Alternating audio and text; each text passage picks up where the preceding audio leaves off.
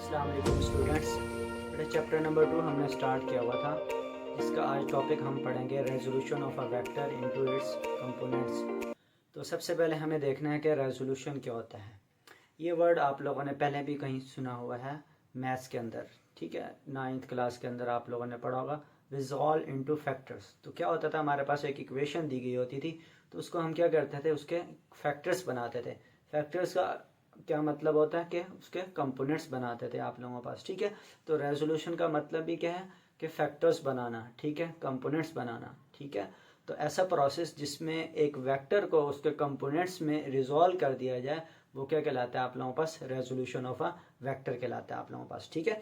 तो बेटा रेजोल्यूशन जो है ना, वो स्केलर्स की भी हो सकती है और वेक्टर्स की भी हो सकती है, ठीक है। तो हम पहले देख लेते हैं कि स्केलर्स की रेजोल्यूशन कैसे होती है। अगर स्केलर की रेजोल्यूशन अगर हमें समझ आ गई, ठीक है, मतलब स्केलर्स के हमें कंपोनेंट्स बनाने आ गया, तो वेक्टर के कंपोनेंट्स बनाना हमारे लिए आसान हो जाएगा। तो मैं यहाँ पे लिख देता हूँ कि हमें जो है ना, रेजोल्यूशन का क्या मतलब होता है कि किसी चीज़ को उसके कंपोनेंट्स में रिजॉल्व करना। तो कंपोनेंट्स तो किन के बन सकते हैं आप लोगों के पास, कंपोनेंट्स बन सकते हैं वेक्टर्स के भी और स्केलर्स के भी, ठीक है। तो ये यहाँ पे मैं स्केलर्स ले लेता हूँ, ठीक है, और यहाँ पे वेक्टर ले लूँगा, ठीक है। तो यहाँ पे सपोज कर लेते हैं कि आप लोगों के पास 6 एक डिजिट है, जो कि एक आप लोगों के पास स्केलर नंबर है। तो इसके कंपोनेंट्स क्या बन सकते हैं, एक बन सकता है 1 + 5, ठीक है। और नेक्स्ट क्या बन सकता है आप लोगों के पास 2 + 4। नेक्स्ट क्या बन सकता है 3 + 3, ठीक है। और नेक्स्ट क्या बन सकता है आप लोगों के पास 4 + 2। तो ये रिपीट हो रहा है 2 + 4 या 4। तो अगर हम देखें 6 के कितने कंपोनेंट्स बन सकते हैं, 1 2 3। क्या 3 कंपोनेंट बन सकते हैं, मतलब कि 6 के?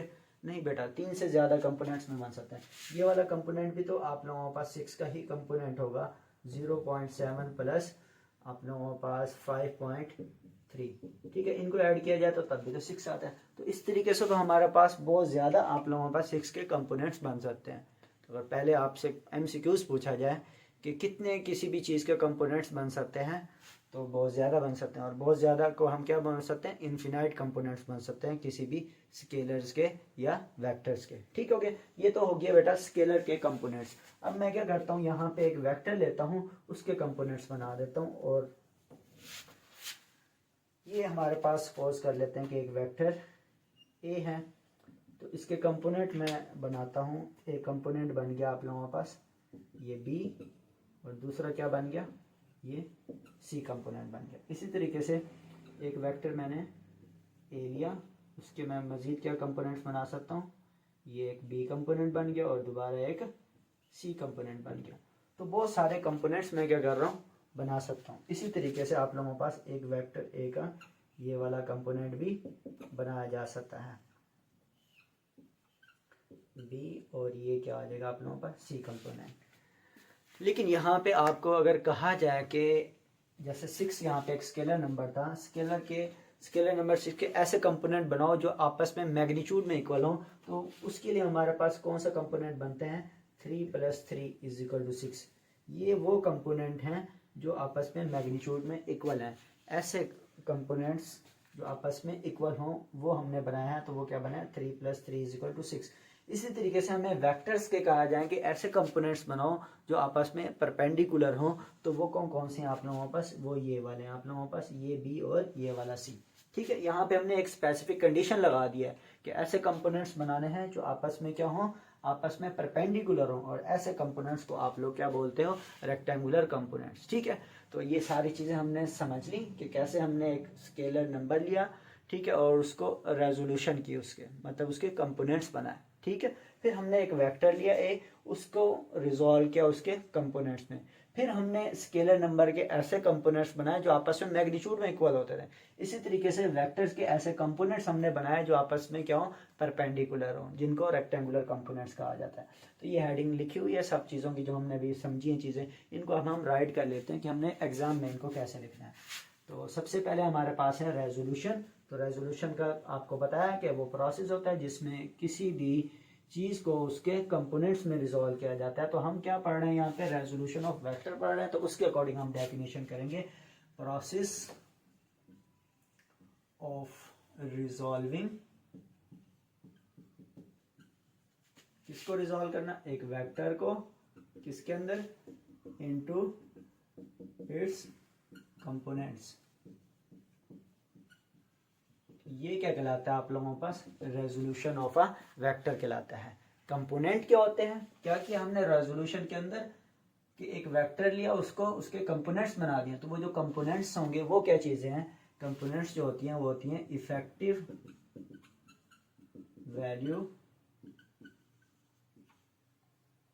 Effective value of a vector. Vector ही की इफेक्टिव वैल्यू होती है इन अ स्पेसिफिक डायरेक्शन, एक मखसूस डायरेक्शन में वेक्टर की ही आप लोगों के पास जो इफेक्टिव वैल्यू होती है वो क्या कहलाती है, उसका कंपोनेंट कहलाती है।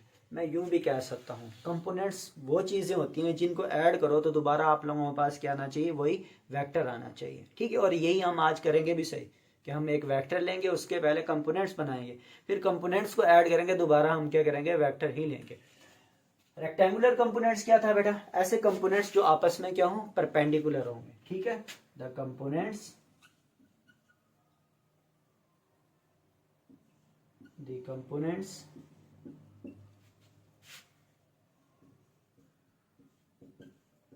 which are perpendicular to each other, ये क्या कहलाएंगे, रेक्टेंगुलर कंपोनेंट्स कहलाएंगे। आपसे पूछा जा सकता है कि हम रेक्टेंगुलर कंपोनेंट्स क्यों यूज़ करते हैं, इसका आंसर ये आप राइट कर लें, it is usually convenient to resolve a vector. ठीक है, ये हमारे लिए आसान हो जाता है किसी वेक्टर को रिजॉल्व करना, इनटू इट्स कंपोनेंट्स। ठीक है, उसके कंपोनेंट्स में रिजॉल्व करना आसान हो जाता है, which are perpendicular to each other, जो एक दूसरे के ऊपर क्या हो, परपेंडिकुलर हो। तो इसलिए हम क्या करते हैं, जो वेक्टर्स हैं उसके रेक्टेंगुलर कंपोनेंट्स लेते हैं। दोबारा सुन लें कि रेक्टेंगुलर कंपोनेंट्स में वेक्टर को क्यों रिजॉल्व किया जाता है, क्योंकि इससे हमारे लिए क्या हो जाती है, किसी भी वेक्टर को उसके कंपोनेंट्स में रिजॉल्व करना आसान हो जाता है, इसलिए हम क्या करते हैं, उसके रेक्टेंगुलर कंपोनेंट्स लेते हैं। और कौन से रेक्टेंगुलर कंपोनेंट्स होते हैं, which are perpendicular to each other. Clear हो गया। अब मैंने यहाँ पे वेक्टर लेना है, उसके कंपोनेंट्स बनाने हैं, और उनके कंपोनेंट्स की क्या होगी बेटा, कोई भी वेक्टर हो उसकी दो चीज़ें होती हैं, मैग्नीट्यूड और डायरेक्शन। ठीक है, तो हम क्या करेंगे, फिर वेक्टर को उसके कंपोनेंट्स में तो रिजॉल्व कर दिया, कंपोनेंट्स की जो मैग्नीट्यूड आएंगी उनको भी हम क्या करेंगे, सॉल्व करेंगे। ठीक है, यहाँ पे हम लेते हैं, सपोज कर लेते हैं कि एक वेक्टर आप लोगों के पास है, ए वेक्टर है। ठीक है, इसका इनिशियल पॉइंट जो है वो है, और जहाँ पे ये टर्मिनेट हो रहा है, ख़त्म हो रहा है आप लोगों के पास, वो पॉइंट क्या है, पी है। ठीक है, वेक्टर ए को उसके कंपोनेंट्स में रिजॉल्व करना है। तो पॉइंट पी से मैं क्या करता हूँ, ये आप लोगों के पास एक्स एक्सिस होता है। ठीक है, और ये आप लोगों के पास क्या होगा, वाई एक्सिस होगा। ठीक है, तो पॉइंट पी से मैं क्या करता हूँ, एक परपेंडिकुलर ड्रॉ करता हूँ। ठीक है, पॉइंट पी से, ठीक है, एक्स एक्सिस के ऊपर एक परपेंडिकुलर ड्रॉ करूंगा, और इस परपेंडिकुलर को मैं क्या नाम दे देता हूँ, पी एम का। इसी तरीके से पॉइंट पी से मैं क्या करूंगा, वाई एक्सिस के ऊपर एक परपेंडिकुलर ड्रॉ करता हूँ, जिसको ओ एन का नाम दे देता हूँ। तो ये आप लोगों के पास ओ एम आप लोगों के पास क्या कहलाएगा, कंपोनेंट कहलाएगा वेक्टर ए का, जिसको क्या नाम देंगे, A X component. Along X axis है तो आई यूनिट वेक्टर आ जाएगा। ठीक है, इसी तरीके से ओ एन आप लोगों के पास वाई कंपोनेंट है वेक्टर ए का, जिसको मैं क्या कहूँगा, ए वाई इंटू जे यूनिट वेक्टर। ठीक है, आपको पता है जितना ओ एन है उतना ही एम पी है, तो A Y O N A Y J unit के वेक्टर है, तो एम पी को भी मैं क्या लिख सकता हूँ, ए वाई जे यूनिट वेक्टर के बराबर लिख सकता हूँ। ठीक है, तो ये हमारे पास क्या आ गया, कंपोनेंट्स आ गए वेक्टर के। ठीक है, और ये कैसे कंपोनेंट्स हैं, आप लोगों के पास रेक्टेंगुलर कंपोनेंट्स हैं। क्यों रेक्टेंगुलर कंपोनेंट्स हैं, क्योंकि एक दूसरे के ऊपर क्या है, परपेंडिकुलर है। ए एक्स और ए वाई एक दूसरे के ऊपर परपेंडिकुलर होने की वजह से क्या कहलाएंगे, रेक्टेंगुलर कंपोनेंट्स कहलाएंगे। और यहाँ पे वेक्टर ए जो एंगल बना रहा है एक्स एक्सिस के साथ, वो एंगल क्या होगा, थीटा होगा। ठीक है, तो ये हमने वेक्टर ए लिया, उसको उसके कंपोनेंट्स में रिजॉल्व कर दिया। बेटा ये बातें सारी आप लोगों ने थ्योरी में लिखनी है, कैसे लिखनी है मैं आपको अब बता देता हूँ, आप नोट करेंगे ये बात। सबसे पहले आप लोगों ने कहना है consider a vector A represented by a line OP. एक वेक्टर ए लिया है जिसको रिप्रेजेंट किया जा रहा है लाइन ओपी से, ठीक है। फिर क्या कहना आप लोगों ने, draw perpendicular from P on X axis and Y axis respectively, ठीक है।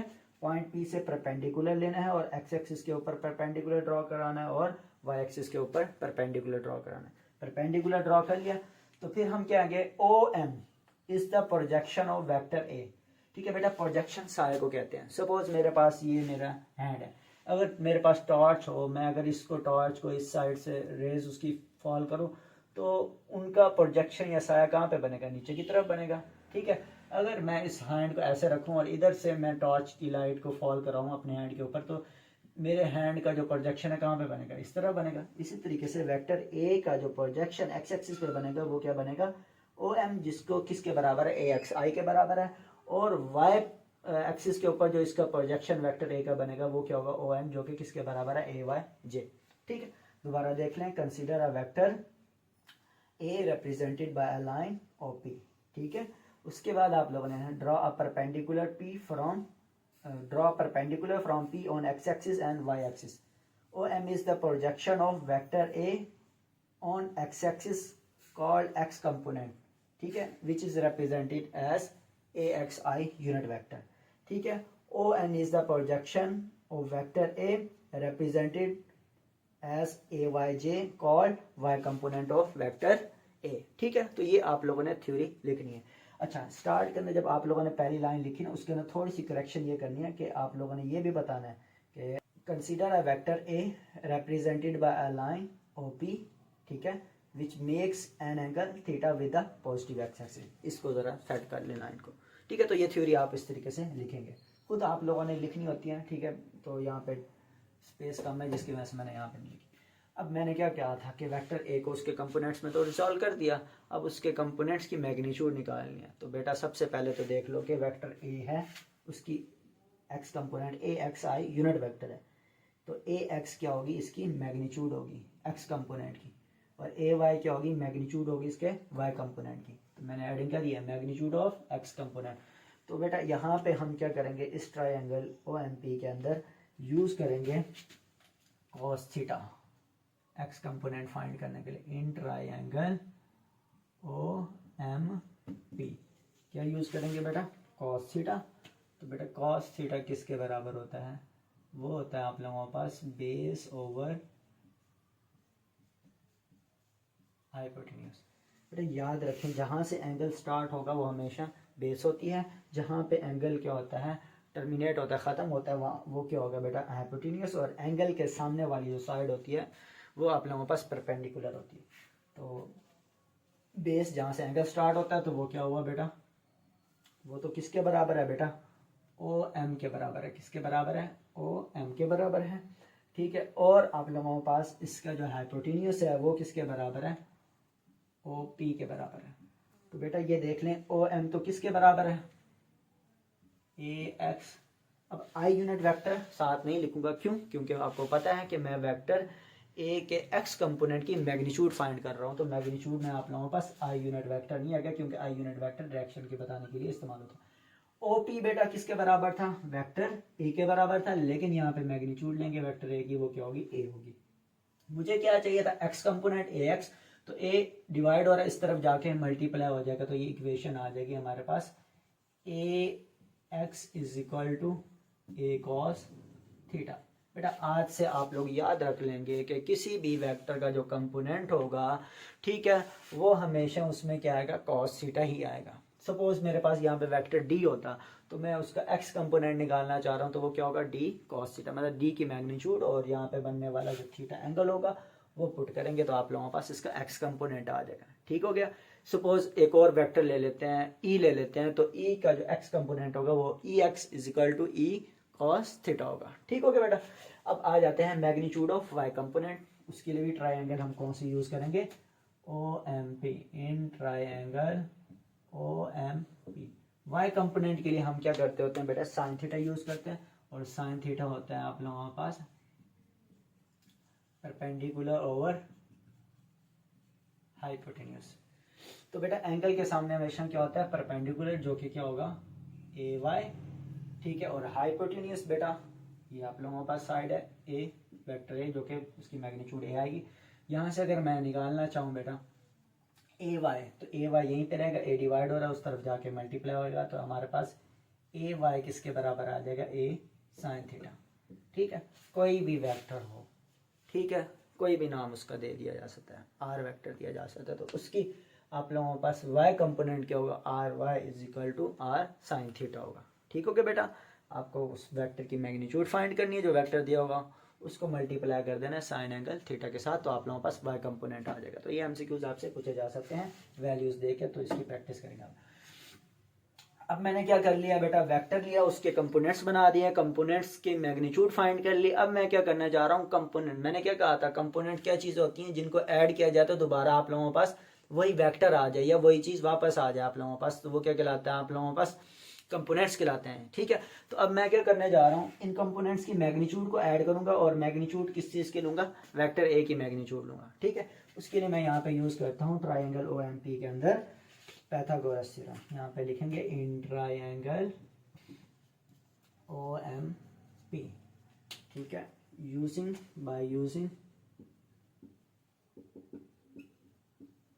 पाइथागोरस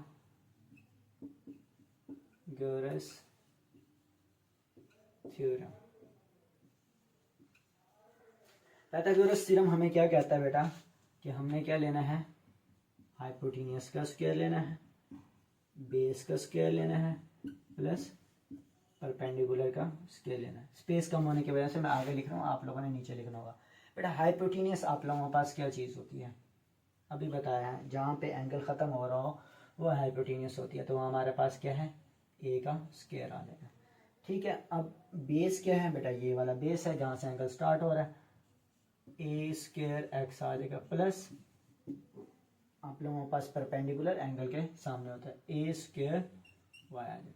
मुझे क्या चाहिए था, वेक्टर ए की मैग्नीट्यूड चाहिए थे, वेक्टर ए का स्क्वायर नहीं चाहिए, तो मैं क्या करूँगा, दोनों साइडों पे अंडर रूट लूँगा, तो वेक्टर ए आ जाएगा आप लोगों के पास ए स्क्वायर एक्स प्लस ए स्क्वायर वाई, ठीक हो गया बेटा। तो ये आप लोगों के पास क्या आ गया, वेक्टर ए की मैग्नीट्यूड। कोई भी आप लोगों के पास वेक्टर हो तो उसकी मैग्नीट्यूड कैसे ली जाएगी, वो आप लोग क्या करोगे, आई यूनिट वेक्टर से पहले जितनी मैग्नीट्यूड होगी कंपोनेंट की वो उसका स्केल लेंगे, और जे यूनिट वेक्टर से पहले जो वाई कंपोनेंट की मैग्नीट्यूड होगी उसका स्केल लेंगे, और अंडर रूट लेंगे, तो वो क्या आएगा आप लोगों के पास, किसी भी वेक्टर की मैग्नीट्यूड आ सकती है आप लोगों के पास, ठीक हो गया। हमने यहाँ पे वेक्टर ए लिया तो ए की मैग्नीट्यूड आ गई।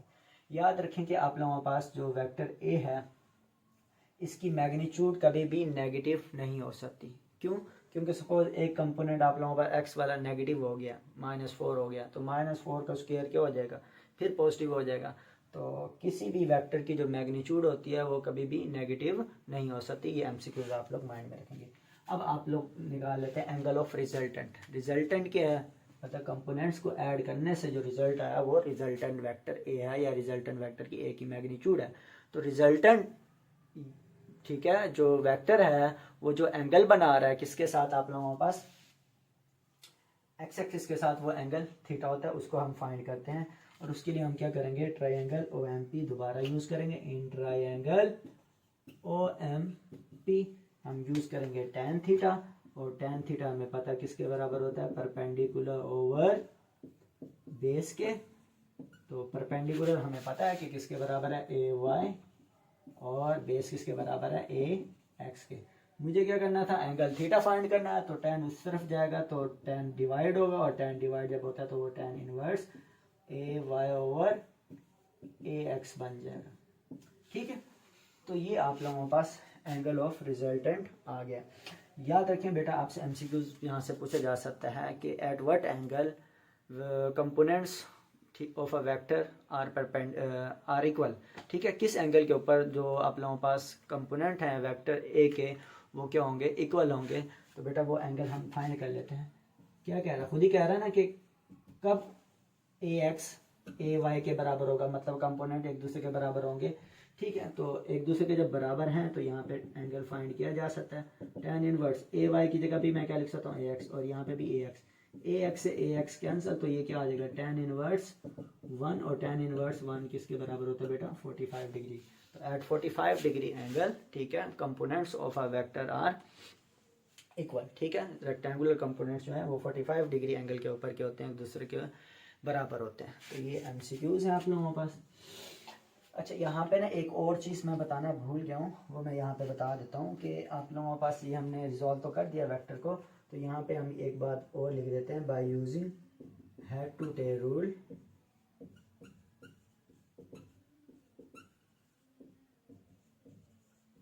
हमारे पास जो वेक्टर ए है वो किसके बराबर है, एक्स कंपोनेंट, ठीक है, अलोंग एक्स एक्सिस, और Y component along A Y component along Y axis आ जाएगा। तो ये आप इक्वेशन ये भी स्टार्ट के अंदर इसी के एक्सप्लेनेशन जब देंगे, जो मैंने आपको थ्योरी बताई है वो लिखने के बाद ये इक्वेशन लिखनी है और फिर आप लोगों ने आगे सॉल्व करना है, ठीक है। अगर ये आप लोगों ने अच्छे से कर लिया तो नेक्स्ट जो आप लोगों के पास vector addition by rectangular components है वो हमारे लिए टॉपिक बहुत ज़्यादा आसान बन जाएगा। अगर ये समझ नहीं आया तो बहुत ज़्यादा प्रॉब्लम, बेटा इसको आप लोग अच्छी से तरीके से समझें करें। इससे रिलेटेड बहुत ज़्यादा इंपॉर्टेंट एमसीक्यूज हैं जो बोर्ड में आते हैं, वो नेक्स्ट वीडियो में बना के आपको सेंड करता हूँ, ठीक है, वो इंटरेस्टिंग एमसीक्यूज हैं। अल्लाह हाफिज़।